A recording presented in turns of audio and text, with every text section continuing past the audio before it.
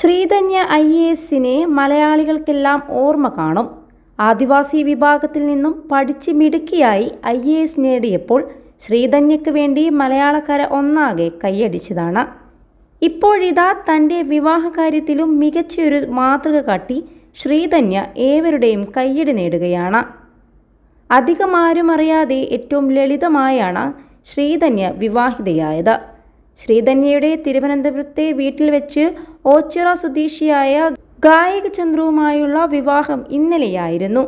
തൻ്റെ വിവാഹത്തിലും അവർക്ക് വലിയൊരു ലക്ഷ്യമുണ്ടായിരുന്നു.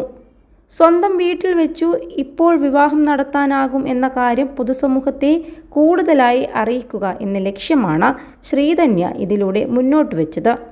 1000 രൂപ അധികം നൽകിയാൽ രജിസ്ട്രേഷൻ വകുപ്പ് ഉദ്യോഗസ്ഥർ വീട്ടിലെത്തി വിവാഹം നടത്തുമെന്നാണ് വ്യവസ്ഥയെന്നും അവർ വിവരിച്ചു. ശ്രീധന്യയെ അഭിനന്ദിച്ചുകൊണ്ടുള്ള കുറിപ്പിലൂടെ CPM എറണാകുളം ജില്ലാ കമ്മിറ്റി അംഗം അഡ്വക്കേറ്റ് KS അരുൺകുമാറാണ് ഇക്കാര്യം ഫേസ്ബുക്കിലൂടെ പങ്കുവച്ചത്. +2 ഡിഗ്രി കഴിഞ്ഞവർക്ക് വേൾഡ്സ് ഫസ്റ്റ് AR/VR ക്ലാസ് റൂമിലൂടെ സ്മാർട്ട് ഫോൺ എഞ്ചിനീയർ ആവാം. കൂടുതൽ അറിയാൻ വിളിക്കൂ ബ്രിഡ്കോ ആൻഡ് ബ്രിഡ്കോ. KS അരുൺകുമാറിൻ്റെ കുറിപ്പ് ഇപ്രകാരമായിരുന്നു: വിവാഹം ആഡംബരം കാണിക്കാനുള്ളതല്ല.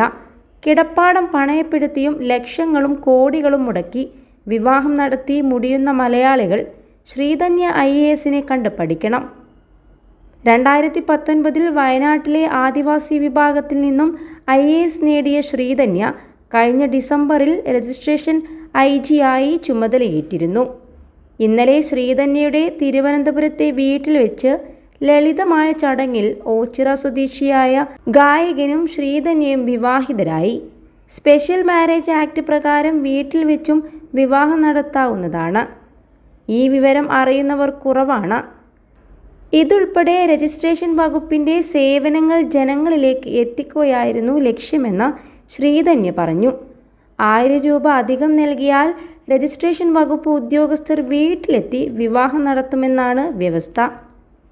21 ലക്ഷത്തോളം സന്തുഷ്ടരായ ഉപഭോക്താക്കളും 2 ലക്ഷത്തോളം തിമിര ശസ്ത്രക്രിയകളും പൂർത്തിയാക്കിയ മലബാറിലെ ഏക കണ്ണാശുപത്രി Al Salama eye hospital road, Perinthalmanna.